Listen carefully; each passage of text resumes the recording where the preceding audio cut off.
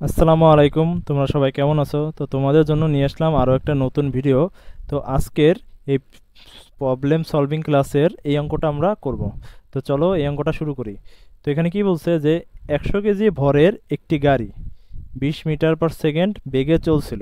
তো আমরা যদি চিত্রটা আঁকাই, এটা মনে করি 100 কেজি ভরের একটা গাড়ি, ঠিক আছে? সেটা হচ্ছে কত? বিশ 20 মিটার পার সেকেন্ড এত বেগে চলতেছিল। ব্রেক চেপে একে 50 মিটার দূরত্বে থামিয়ে দেওয়া হয়েছে। তার মানে কি, মনে করো আমরা এখানে এসে এই গাড়িটা থেমে গেছে। এখানে এসে গাড়িটা যদি থেমে যায়, থেমে গেলে তার বেগ কত হবে? অবশ্যই জিরো হবে। 50 মিটার দূরত্বে, তাহলে এখান থেকে এতটুকু আমরা ধরি 50 মিটার, এটাকে আমরা এস ধরতে পারি। ঠিক আছে, এটা হচ্ছে চিত্র। এবার এটা হচ্ছে থেমে গেছে। এখন গাড়িটি ব্রেকজনিত বল, ঘর্ষণ বল ও বাতাসের বাধা, এই তিনটি বলের ক্রিয়ায় থেমে যায়। ব্রেকজনিত বল, ঘর্ষণ বল এবং বাতাসের বাধা, এই তিনটা বল। তো আমরা ব্রেকজনিত বল এটাকে আমরা বি দিয়ে প্রকাশ করি। বি হচ্ছে 250 ধরে নিলাম। ধরে নিলাম না, 250 দেওয়া আছে। ঘর্ষণ বল, ঘর্ষণ বল F equal to 100। F equal to কত? 100। তো আমাদের এখন বের করা লাগবে বাতাসের বাধাদানকারী বল কত। এই যে বাতাসের বাধাদানকারী বল, বাতাসের বাধাদানকারী বল আমরা ডি ধরে নিই। ডি ইকুয়াল টু হোয়াট ধরে নিলাম। এবং এখানে আরও একটা বল আছে কি, গাড়ির ব্রেকজনিত বল। গাড়ির ব্রেকজনিত বল, ঠিক আছে? তো গাড়ির ব্রেকজনিত বল, ঘর্ষণ বল, এই সব কিছু আমাদের বের করতে হবে। গাড়ির ব্রেকজনিত বলকে আমরা এফ ধরে নিলাম, ঠিক আছে? এখন এই অঙ্কটা আমরা কিভাবে করব? তো নর্মাল অবস্থায় এই গাড়িটাকে থামাইতে আমাদের কত বল লাগবে, সেই বলটা আমরা বের করব। মানে নর্মাল অবস্থায় এই গাড়িটা যে 20 মিটার পার সেকেন্ড বেগে চলতেছিল, কিছুক্ষণ পর এসে থেমে গেছে, 50 মিটার দূরত্ব এসে থেমে গেছে। তো এতটুক যাওয়ার ফলে বা এতটুক যাওয়ার ফলে আমাদের কত বল কাজ করছে, কত বল লাগছে, ঠিক আছে? সেই বলটা আমরা বের করব। তো এফ ইকুয়াল টু আমরা এম এ লিখতে পারি, তাই না? এখন এর বদলে আমরা V minus you by T যদি লিখি, তাহলে কিন্তু হবে না। কেন হবে না? এইখানে কিন্তু টি নাই, সময় নাই, তাহলে একে আমরা অন্য কিছু দিয়ে ভাঙাইতে হবে। আমরা কি জানি, ভি স্কোয়ার সমান ইউ স্কোয়ার মাইনাস 2as। যেহেতু গাড়িটা থেমে গেছে, মন্দন হয়েছে, তাই এটা আমরা লিখতে পারি। তাহলে এখান থেকে আবার আমরা লিখতে পারি কি, u square minus v square by 2s, এইটা সমান আমরা এ লিখতে পারি, তাই না? এইটা সমান কি, আমরা এ লিখতে পারি। তো এই ফর্মুলাটাই, এই এটা আমরা এখানে বসাই দেবো। এম গুণ u square minus v square by 2s, ঠিক আছে? এখন এম কত? এই গাড়ির ভর হচ্ছে 100। ইউ কত? আদি বেগ হচ্ছে 20, 20 স্কোয়ার। এবং শেষ বেগ কত? শেষ বেগ কিন্তু 0, 2। এবং এস কত? এস মানে দূরত্ব কত? 50,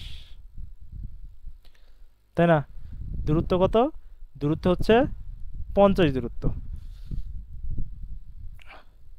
50 দূরত্ব। এখন যদি চিন্তা করো,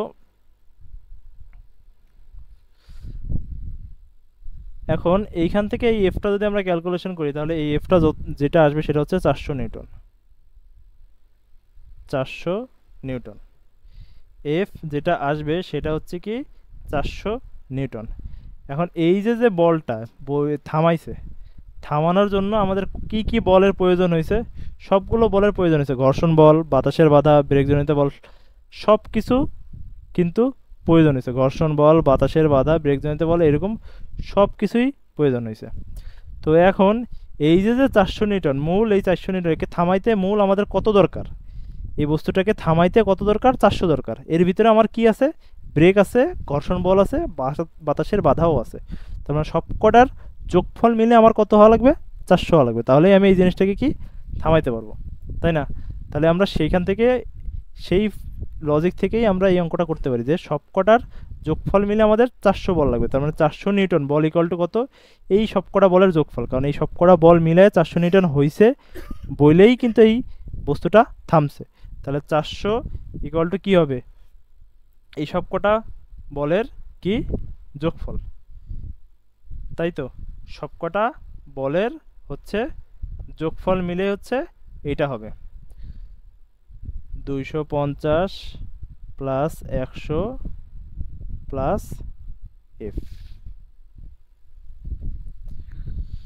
ঠিক আছে, এখন এই যে এফ, এই এফটাই আমরা হচ্ছে কি বাতাসের বাধাজনিত বল ধরছি, বাতাসের বাধাজনিত বল ধরছি। এই লাইনটা আশা করি বুঝতে পারছো। এই লাইনটা আমরা কিভাবে লিখছি, যে এই যে 400 নিউটন বলটা লাগবে এই বস্তুটাকে থামাইতে, এই 400 নিউটন বল কোথা থেকে আসবে? ব্রেক কিছু বল দিবে, বাতাস ঘর্ষণ কিছু বল দিবে, বাতাসের বাধা কিছু বল দিবে, তিনটা বলের মিলে আমাদের 400 নিউটন হলেই তো থামবে, তাই না? তাহলে সেই তিনটা বলের যোগফল মিলে আমাদের 400 নিউটন হলেই বলটা, এই বস্তুটা থামবে। তো এই সব করা যোগফল ইকুয়াল টু 400 লিখতে পারি। তো এখান থেকে এই এফ হচ্ছে বাতাসের বাধাজনিত বল, এটা আমরা ইজিলি বের করতে পারবো। এফ ইকুয়াল টু কত? এই 400 থেকে 350 যদি আমরা বিয়োগ দিই তাহলে কত আসে? 50 নিউটন। 400 থেকে 350 যদি আমরা বিয়োগ দিই তাহলে কত আসে? 50 নিউটন। তো বাতাসের এই 50 নিউটন হচ্ছে কি বাতাসের বাধাজনিত বল, বাতাস এতটুকু বাধা দিছে, বাতাসের বাধাজনিত বল। তো এটাই হচ্ছে অ্যান্সার, এই প্রশ্নের অ্যান্সারটা হচ্ছে এইটাই। তো আশা করি তোমরা এই প্রবলেমটা বুঝতে পারছো। তো এরকম আরও ভিডিও দেখতে আমার চ্যানেলটিকে অবশ্যই সাবস্ক্রাইব করে রাখবা। দেখা হবে পরের ভিডিওতে। সবাই ভালো থাকো। আসসালামু আলাইকুম।